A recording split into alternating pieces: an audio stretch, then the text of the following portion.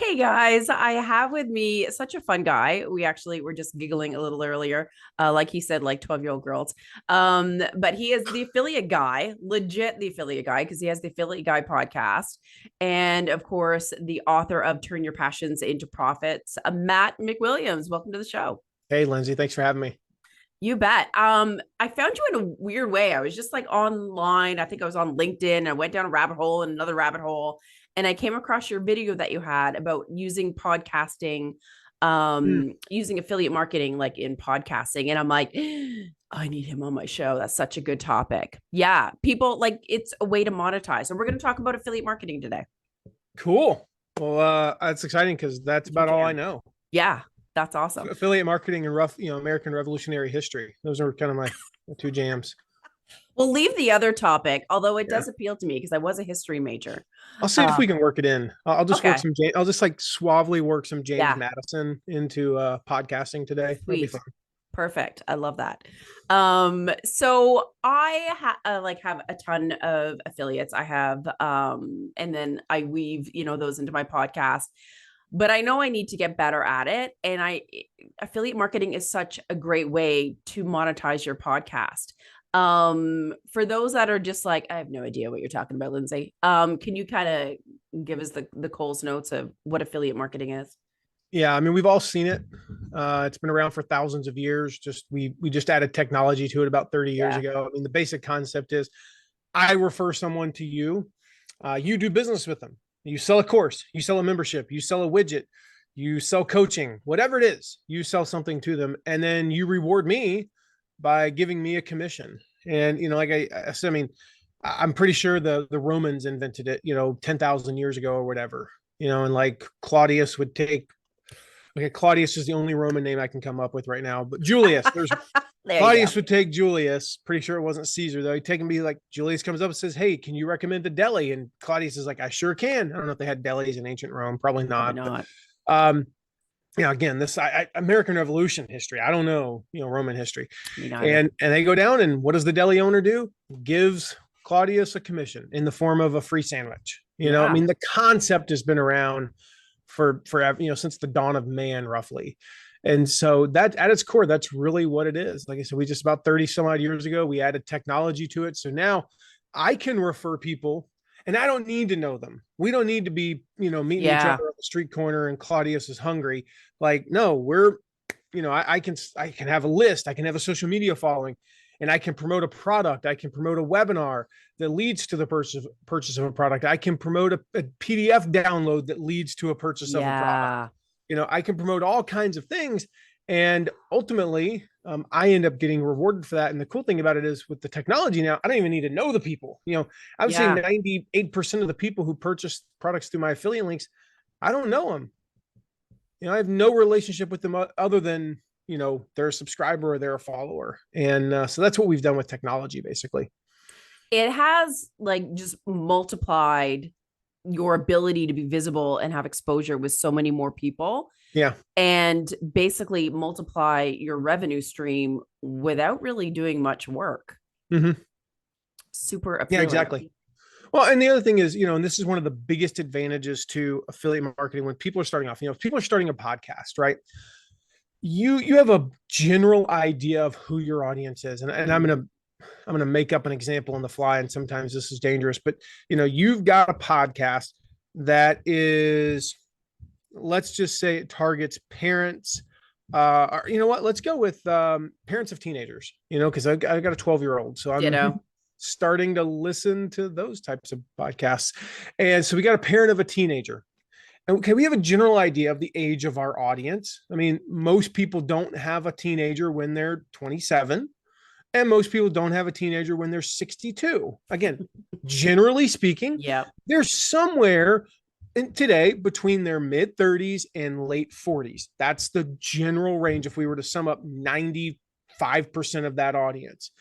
And we also know, perhaps just because of our own, maybe it's if you're a female or you're a male, or you specifically target dads or moms, you might have an idea there. Okay, so we have a general understanding of who they are, and we have a general understanding they're probably, if you're US based, they're probably US based. Mm-hmm. but what do they want to buy? Yeah. Like, what are the things that they want? Do they need high ticket coaching? Do they need a $37 course? Do they need a membership where they just need a community? You don't know. And so the cool thing about affiliate marketing is it allows you to monetize very early. You know, some people say with podcasting, you got to have 10,000 downloads per episode before you can monetize. Why? For most people, it will take years to get to 10,000 downloads. There is an inflection point. And I know you know this, Lindsay. There's an inflection point where we start to use a Canadian term, we start to hockey stick, you know, we start to grow at a more rapid pace. It might take you 3 years to get 10,000 listeners and 6 months to get to 20,000 and then 4 months to get to 40,000. You know, we see that all the time with podcasts. Does that mean that is it because you got better? Not necessarily. It's because you hit that inflection point.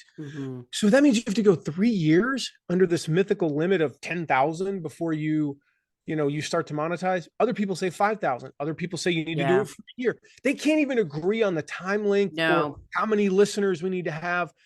They're all wrong. You start monetizing on day one. Now, newsflash, if you have 20,000 listeners, you're going to make more than if you have 1,000 listeners. I mean, I hate to break that to everybody who's surprised by that there. But most podcasts bring in $0 in their first year. That's an actual fact. I've looked it up. The average podcast brings in $0 in its first year. We're not talking about if NPR starts a new podcast or if Joe Rogan started a new podcast. That's not what we're talking about. From scratch, entrepreneur, building your audience, no audience, they make $0. Do you have any idea, and I know you do, how much $100 a month would change the psyche of that podcaster? Because suddenly, if you look into what you're paying for your hosting, on average, it's about $20 a month, 10, 15, $20 a month. What you paid for your equipment, I don't know, this was like $300. That's about it. I mean, a lighting kit, but I don't technically usually need that for a podcast. I just use that for the video. But you're going to spend, $300-$400 up front. You can do cheaper. Yes, I understand. But, let's just go with 200 even. You're going to spend $200 up front, $10 a month. That's a $320 investment. At the end of the year, most podcasters have lost $320. That is a terrible business model. It totally changes the dynamics if they so much as even profited a couple $100. And that's what affiliate marketing does, because you don't know what your audience wants. So we tiptoe into it and we test some things. Do I sell 100 things at $50 a month versus now $50 a month? Do the math with me. Typically at $50 a month, that's $600 a year. Or do I sell 20 at $500 one time? That tells me my audience will pay $50 a month 5 times more than they will pay $500 one time. And you learn stuff that then you can apply to your own products and your own services. That's true. You learn things like what type of marketing works. You learn, okay, what's the better way to advertise this thing? Let's assume you're building a list as well as, a podcast. What subject lines get open? How many emails do I need to send on deadline day? What types of emails do I need to send? When I do the podcast, we'll talk about some of the ways you can monetize today. But what are the things that actually work? Because I'm going to share 11 ways. And here's the thing. For each podcaster, 5 of them might not work for you. Right. 6 of them will work really well. Which 6 are going to work and which 5 won't? I don't know. It's all testing. They've all worked for dozens and hundreds of podcasters that I've worked with. Yeah. At any point, one of these has, all 11 that I'm going to share today, has been the number one way they've done affiliate marketing. But for this niche with this person and their comfort level, some people, I'll just say number one, right, is interview the product creator, right? Yeah. For some people, that doesn't work. If you don't have an interview podcast, if you never do interviews, the only time you do an interview is when you're doing an affiliate promotion, your audience picks up on it. Oh, Matt doing another interview, not going to listen to that one. It's just him selling a guy's product. So if you don't have an interview podcast, guess what? That's a terrible idea. Cool. I've got 10 more. But so you learn that. And if you learn that every time I do an interview, it actually just doesn't really increase sales. I make the same number of sales whether I do an interview or not. Well, then are you wasting your time doing the interview? Maybe. Is it good content? Maybe you do the interview, you don't make any more sales, but your download numbers skyrocket that it is worth it. And that's the stuff you learn risk-free, because you don't have to create anything. Yep. You don't have to go spend hundreds of hours creating a course or spend thousands of dollars creating a product. I mean, any of these things, like I'm looking at creating a physical product. I won't share what it is because we haven't trade or patented it yet, but we're looking at creating this physical product. The best estimate we got the other day, as far as the CAD design, which is the computer aided design, and creating the first molds, $47,000. Now I have to spin that. Now here's the thing. I know that there's a market for it. I've done enough research, and I've actually test promoted it even to my audience, basically pre-selling it. And, there's things like Kickstarter, but if you don't know that, man, $47,000 is a lot of money to spend when you're like, is anybody even going to buy it? But you learn that with affiliate marketing. And I never even thought about that aspect of it. To me, I'm like, okay, people buy it, you make money, it's all good. But I didn't think about the whole analyzing their buying patterns and what they're doing and how and what's attracting them. I always think about that in regards to the podcast, who I have on the topics, like what resonates, but that's a really interesting bonus, really. Yeah. Let me give you an example of that. Like the second affiliate program I ever ran, I worked for a company where we were in the guitar instruction niche, right? And we had a 20 lesson course that was about general guitars called Gibson's Learn and Master Guitar. And it basically covered everything from like the very first lesson, like how to hold the guitar and how to play Mary Had a Little Lamb, all the way to how to play electric guitar. And once you got to about lesson 12, there was a lesson on fingerstyle guitar, jazz guitar, electric guitar, blues guitar, so on and so forth, right? And I was like, well, here's the thing. That's a 1-hour lesson. Guys, we should create mini courses, like a 10-hour course specifically on jazz guitar, blues guitar, fingerstyle guitar, stuff like that. But that's a big investment. We're talking about getting the guy in the studio. The average course production was about $100,000 to $120,000. And, it's going to sell for less than the main course, going to probably sell for $99. So we're like, okay, that's a big investment to make if we don't even know this is going to sell. So I was like, well, let's go work with this other company. There's a guy named Dan Denley who created a course specifically on blues guitar. And all we did was at the end of lesson, I think it was 12 on blues guitar, at the end of that lesson, when they went into the system and said, I'm done with lesson 12, it would trigger a follow-up sequence and say, hey, you've learned a little bit about blues guitar. Did you like it? You do like blues guitar? Cool. We recommend Dan Denley's blues guitar course. First year, we did $170,000 in sales of his course. Wow. What do you think we did the next year? We created our own blues guitar course. And furthermore, this was the cool thing. Dan became one of our top affiliates because his position was, well, they came to me to learn blues guitar. What if they want to learn other styles? What if they want to sample other styles of guitar? Cool, go buy this course. He still was one of our top affiliates. We no longer recommended his course. We actually created a competitive product. But now he was making, $200,000-$300,000 a year as an affiliate of us. That was too much of that was a lot of money to him. So he kept promoting us. Great relationship, all because we tested the potential to make a product by promoting someone else's similar product. That is a fantastic idea. I love that. Now I want to get to a couple of things, but you brought up relationships. And I know you find it important to build long-lasting relationships with affiliates. And it's funny because you think, okay, like I share like TubeBuddy and Social Champ, and I have those affiliate links and share the tools that I use, but I don't necessarily have relationships with like the CEOs of those companies or anything like that. Yeah. So what's your take on building those relationships? How does that weave in? People are surprised to hear I'm actually a pretty extreme introvert. And it's funny when I did what's that? Are you sure? Yeah, it is funny. All of the tests, Myers-Briggs, all that stuff, and just even my own personality. Like, I'm going to do this as soon as I get off this, Lindsay. I've got a training that I'm doing for a client. So we'll go about 90 minutes where I'm training them on affiliate marketing.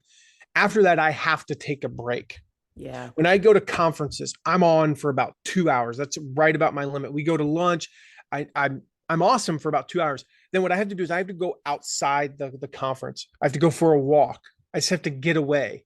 And I don't need to be on social media. I need to go listen to an audiobook or go for a run or just be by myself. And that's how I've always been. Like, I can be on, and then, at work, when I used to be in an office, which was like 15 years ago, I could be on, and then I had to go in my office, close the blinds, close the door, turn the fan on. So I had white noise and just zone out for 20 minutes. I have to recover. So when I say this, it's not as somebody who's like, well, networking and relationship building comes easy for me. It's not. All right. Yeah. It is actual work. And the key word that I often use is intentionality. I have to be intentional about it. So in my planner, which I always have right here, and for the first time in months, I don't, because I had to take it upstairs a moment ago. So it's like, yay, I talk about how I always keep it right here, and I'm going to hold it up and show it, and it's not right here. But I swear I usually do. I believe you. On there every day, almost. There are exceptions when I've got other big projects going on. There is intentional relationship building. So for me, I'm not one of those people who's like, I'm bored, I'm going to go to Facebook.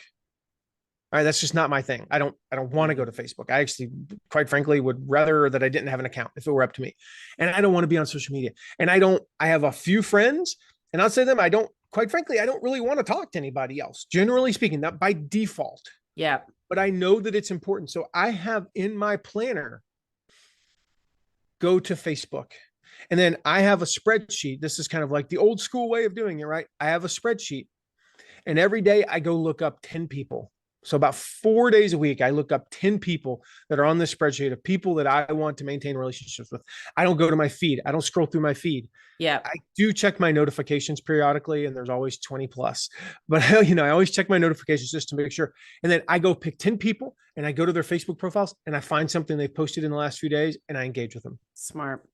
That's relationship. That's part of, there's plenty of other things I do.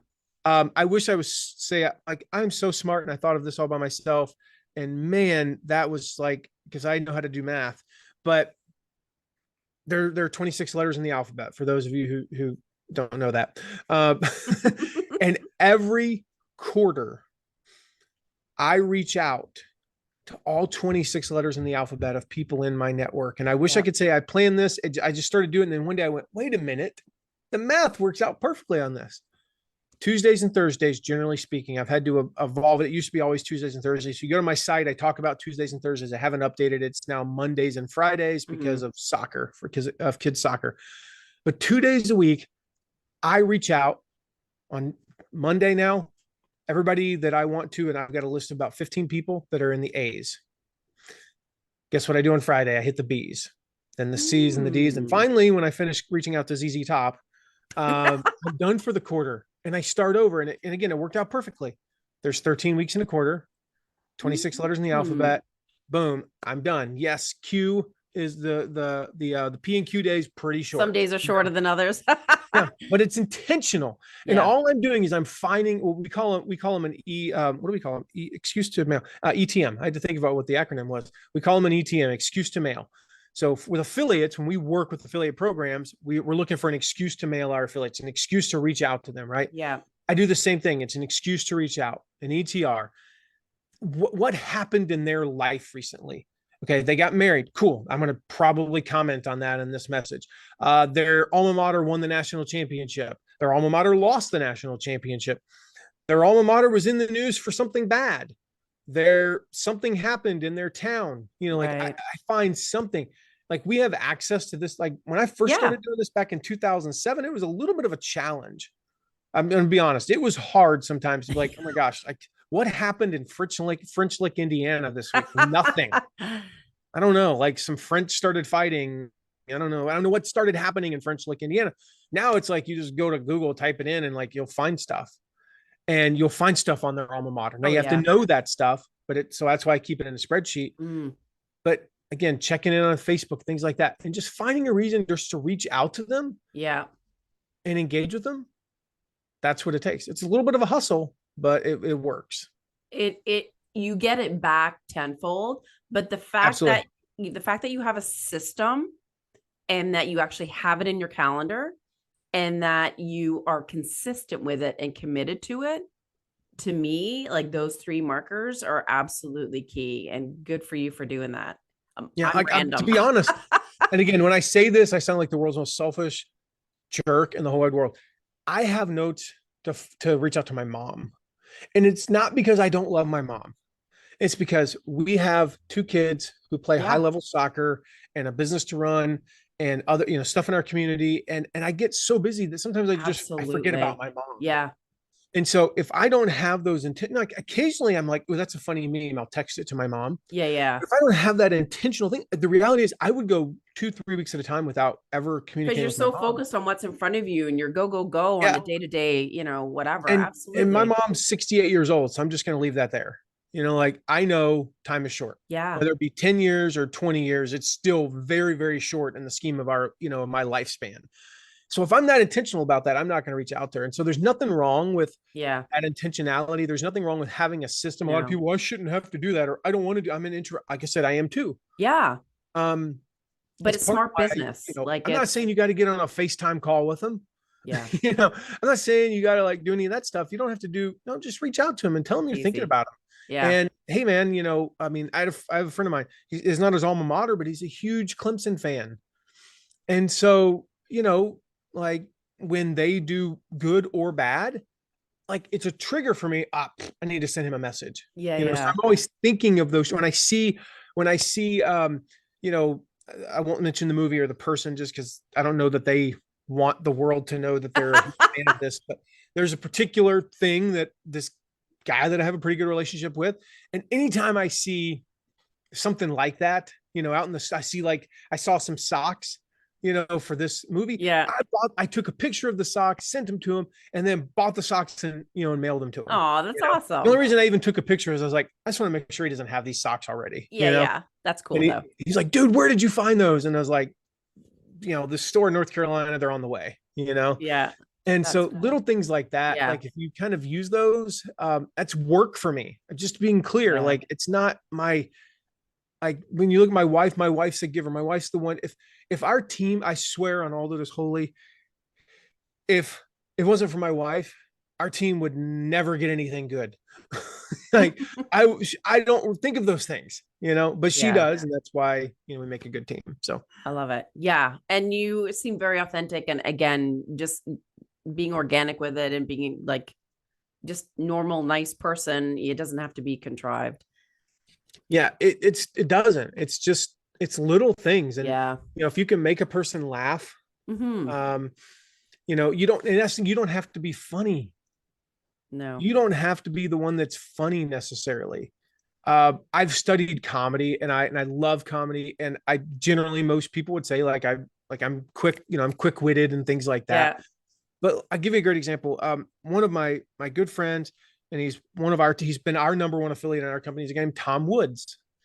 And we're down in Indianapolis a couple of weeks ago. And there was this huge billboard. Tom Wood is like the number one car dealership in central Indiana, right? He's got Tom Wood, everything. There's like 6 Tom Wood Fords, Porsche, Ferrari, Honda, everything, right? And there's this billboard. I have to look up and see what it said, but it was something like, basically said Tom Wood is the best, but there was something, it said something else. Yeah. And I took a picture. We're driving by him, like my wife's driving. So, don't think I'm taking pictures on the interstate while I'm driving. And I take a picture of this and I get a really good picture and I just take the little, the drawing thing and put an S at the end of the billboard and kind of make it look sort of like it, but enough that he knows that, clearly it's written with a crayon on a phone. Yeah. And I sent it to him, and I was like, dude, you're huge in Indianapolis. And he got a kick out of that. Oh, totally. And that's awesome. The kind of things that you just, you do with people. Fun. Makes life fun. So if you're a podcaster and you're like, okay, Matt, I need to bring affiliate marketing into my podcast so I can make more money. Where do you start? Like, who do you get to be, or like, who do you find so that you can be an affiliate of their product that you can sell on your podcast? Yeah. Ish. So starting point, I'm just going to tell people where to get it. If you get our quick start guide, it walks you through this a lot more detail than I have time to get here. Perfect. So mattmcwilliams.com/quick start. The very beginning of that is, how do I find affiliate programs? How do I get accepted? There's some email templates in there to reach out to the affiliate programs and all that stuff. So mattmcwilliams.com/quick start. But here's what I'm going to do. This is what I generally say. Now, this doesn't apply to every niche, probably applies to 99% of them. Look at your workspace. All right. So in digital world, in the world that I live in, the knowledge industry, right? Which is what a lot of people are in. where I'm teaching people how to do what I do. I mean, literally look at my desktop. Normally I would have my planner here. Guess what? We're a big affiliate for my planner. Right. All right. So now I go, okay, what websites do I log into every day? Such and such to build funnels, such and such to do social media. Cool. Going to recommend those. Let's look around my desktop. Okay. The lighting kit, boom. The microphone, boom. That's, so on and so forth. Let's say you're in the gardening niche. Go out to your shed, go out to your garage and look, okay, what seed do you use? What soil do you use? What spray do you use? What fertilizer do you use? What mower do you, like all those things, boom. Okay. You're in the parenting niche. That's a little bit hard because usually you don't have it's not like, what medication do you give your kids? What whipping stick do you use? Yeah. What rod do you know? Okay. Well, edit. Okay. Good. Yeah. That's a different one. But again, okay. Think about what courses have you taken? What books have you read? Yeah. What people do you follow? Okay, if there are like games where it's like, okay, we want to learn with so a Ticket to Ride is a great example. I love that game because my kids now know where Montreal is. The only reason they know where Montreal is because of Ticket to Ride. Just that's one example. And they get a conception of like, yes, technically there's not a train that goes through the Atlantic Ocean to get from Washington, D.C. to Miami. Yeah. But you at least have an idea of what, where they are and things like that. So what games do you recommend? Right. What books do you recommend to maybe help your kids? Maybe you've got a kid who has an anger issue. Maybe you got kids who, okay, what books do you have for teen? We got a preteen girl, like I said. How else or health, nutrition. Their bodies are changing.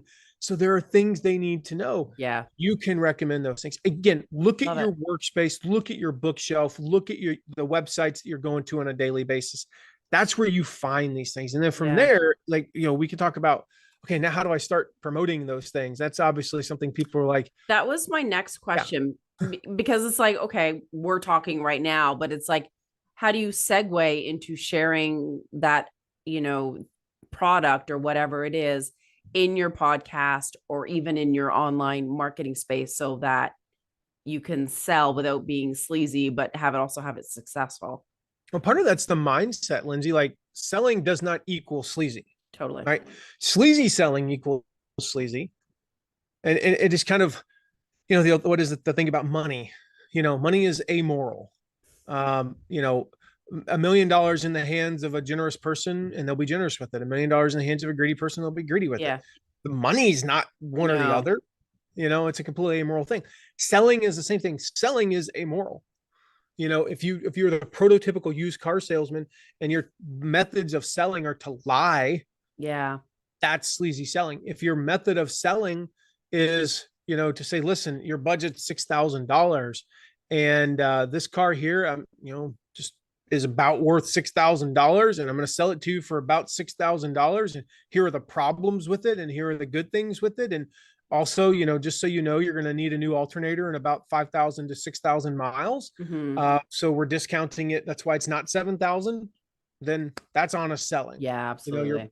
You're not trying to sell them. Like, to me, dishonest selling is, hey, this car's brand new. It's got all the bells and whistles, but it's got a $900 car payment. That's sleazy selling. They can only afford a $6,000 car. Yeah. They are broke. They do not need a $45,000 vehicle, And so I think the mindset of that is part of it. There's some things like we talked about interviewing the product creator.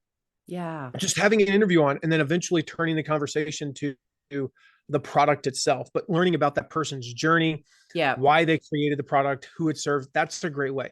If you can't get the product creator, because a lot of times, like, newsflash, if you're going to try to sell, I'm extreme example, I don't think Tesla has an affiliate program. You're probably not going to get Elon Musk on your podcast. Oh no, heartbreak, right? But even getting somebody who maybe has a big product launch coming up. I'll just name names, a Jeff Walker, a Tony Robbins. Yeah. I've had Jeff. I've not had Tony, but I've had his business partner and CEO, Dean Graziosi. I've had some great guests over the years, but there are some times where I haven't been able to get a guest. So you know what I did? I interviewed someone who's used the product. Before I could get Jeff, before I actually got to know him and became friends with him, I promoted him many, many years ago. And I invited a few people who had been through PLF, Product Launch Formula. They'd been through with me. And I said, let's just get on and talk about PLF. And I'll never forget. And one of the things that That's a great idea. when you have Jeff on this and you're like, it's kind of cool because like I got a big famous internet marketer on my podcast. Here's the thing. What he's saying the whole time is PLF is great. PLF is great. PLF is great. And people are going, of course you'd say that. Yeah. But I had a lady on. Her name's 𝗵𝗵𝗍𝗶𝗶𝗆. She's born in Zimbabwe, lives in Canada now. And I think she lives in Western Canada, if I'm not mistaken.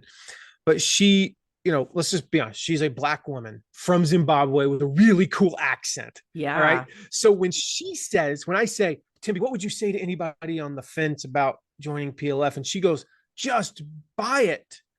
Just sign up. It works. How much better does that sound with her accent and being a female from absolutely Southern Africa than it does if me, the white dude from Indiana, says it? Yeah. And so sometimes you're better off doing that. And it's easier access. Things like just doing a product review. Yes. Like just doing an entire episode once a quarter where you talk about something. So like I did an entire episode once where I talked about a tool that I was using. And it took like 20 minutes to kind of go through it.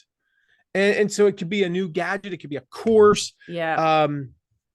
Things like that, general guidelines. And I've got a whole guide on product reviews. If you go to, I think it's mattmcwilliams.com/review posts. It's about written reviews, but the principles still apply. So you want to share the good and the bad. Yeah. You want to share like, okay, are there any limitations? Like, hey, just so you know, this doesn't work on Windows, or just so you know, this is meant for a little bit more beginner, not advanced, or vice versa. You share who it's for and who it's not for. Right. Who is the target audience? Like, hey, this parenting course is great if you've got young toddlers through, maybe second graders, but honestly, once the kids are about 10 and above, you're not going to get as much value out of it. Focus on your results, like share your story, share the results you got. Talk about how awesome it is, but specifically around your results. Yeah. So you can do an entire episode where it's a product review. Another one that just kind of ties in with that, Lindsay, is just doing an episode where you do like, you're going to do here's my top 10 productivity hacks, right? We did one and we talked about the productivity hacks. And when I talked about planning your day, I talked about my planner. When we talked about managing projects, we talked about our project manager, software. When we talked about, things about like some of the, supplementation and stuff, we had links to those. And I wasn't saying like, hey, you have to go buy these. And it was a 10-second mention in a 45-minute episode about productivity. Right. And all I said was like, hey, I've really benefited from this supplement. I've really benefited from, this website, that brain.fm. If you want to, just here, I'll put a link to it in the show notes. Boom. And, we sold like 4 subscriptions to brain.fm through my affiliate link from that. That wasn't the point of the episode. No. But I'm like, I made like $80 just for passively mentioning one cent. Yeah, exactly. And the thing there too, with your approach is like, you're serving, you're giving people content, you're giving them information that's going to be helpful. And then you're sharing the thing as like, hey, here's what I use. If you find this helpful, like you can go get your own copy here. It's like, it's not like it's a whole selling pitch. Yeah. It's a nice approach. Yeah. There's so many more, like sharing tips. Ray Edwards does I don't know if he still does, but he used to do a tip of the week. So he would do a segment and then he'd have like, this week's tip of the week. And he'd be like, this week's tip of the week is, I don't know, to get better results with such and such, make sure you do this, like to get better results with your lawnmower. This would not be Ray Edwards, but let's say you run a gardening podcast. Make sure that over the winter you add STP fuel stabilizer to your tank. Something like that, right? Yeah. They'll put an affiliate link for the fuel stabilizer in the show notes. And that's just a little tip. Yeah. And then all of a sudden you made $300 from an affiliate link about something simple. Yeah. There's so many ways. It all adds up. Even just doing ads. Here's the simplest way. Like you asked earlier, how do I get into it? Just do this. In the middle of your podcast, we've all heard of podcast advertising. Newsflash, when you're first starting out, nobody really wants to advertise with you. You got 225 listeners. run your own ads using an Yeah. affiliate product. I did this with the first time I did this was in 2013, old podcast. And I had a friend of mine who had a book launch. And I just said, I literally was like, I don't know, 7 ways you can blah, blah, blah. After number 3, all of a sudden some music started playing. And it was a little 60-second spot. And the cool thing about a podcast is it could have been a 47-second spot or a 1:14 spot, because it's not like I have to make it 60 seconds, for the radio. And I just said, hey, if you're listening right now and you're struggling with this, this, and this, my friend Jeff Goins has a book, blah, blah, blah, blah, blah. Go to this URL, grab a copy now. That podcast episode, so we had a specific link for, we sold like 27 books, which went into an upsell. I made like $500 in affiliate commissions, and it was an ad. Yeah. Simply put, you don't have to have advertisers to have ads. And it doesn't have to be like some sort of a fancy ad. Yeah. This is the rule. Anytime you mention a product, use an affiliate link. If they have an affiliate link, use the affiliate link. So good example that, as I was doing an episode a few years ago where I said, it was like, I did a recap of PLF Live with Jeff Walker to come back to him. And I was like, by the way, I'm a huge fan of, product launch formula. If you're interested, you can join Jeff's waiting list. It was like mattmcwilliams.com/PLF. And that went to a waiting list, of which we eventually sold. I'm not going to mention the course and not just throw in an affiliate. 7 seconds that I took to mention the affiliate link? Yeah. Anytime you mention a book, oh my gosh, as Robert Cialdini says in his book, Influence, blah, blah, blah, blah, blah. By the way, you can see all of my recommended books, including Influence, mattmcwilliams.com/books. Make sure you go, grab a copy. It's one of my most highly recommended books. As so-and-so says and such, boom. And then you just tell, and you'll sell 3 copies. Yeah. You make $1.72. But here's what we're doing, Lindsay. And I know you know this, but this is what we're doing. We're training them to expect periodic offer. Mm-hmm. We're training them to listen to the podcast and then take an action. Oh, I made $1.72 from 3 people who, spent $15 on a book. But now you have 3 additional people on your list who bought something through you. Yeah. And as Dan Kennedy says, a buyer is a buyer is a buyer. Absolutely. And that person is now worth infinitely more than somebody who never bought anything. Last tip, real quick, make sure that you create a resources page.